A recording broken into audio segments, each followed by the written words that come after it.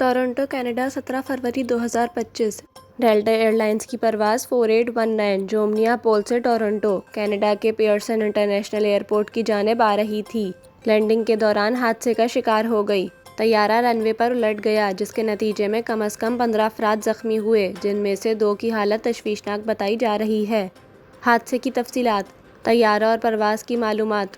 حادثے کا شکار ہونے والا طیارہ بمبارڈیر CRJ900LR تھا، جو ڈیلٹا کنیکشن کی پرواز 4819 کے طور پر جو منیاپول سے ٹورنٹو کینیڈا آ رہا تھا۔ حادثہ مقامی وقت کے مطابق دوپہر 2:45 پر Toronto Pearson international airport Canada کے رن وے پر پیش آیا۔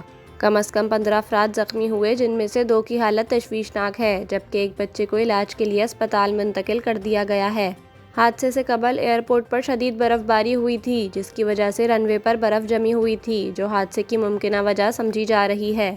ایئرپورٹ کی صورتحال: حادثے کے بعد پیئرسن ایئرپورٹ پر تمام پروازیں عارضی طور پر معطل کر دی گئیں تاکہ امدادی کارروائیوں میں خلل نہ پڑے۔ ایمرجنسی سروسز فوری طور پر موقع پر پہنچ گئیں اور تمام مسافروں اور عملے کو بحفاظت طیارے سے نکال لیا گیا۔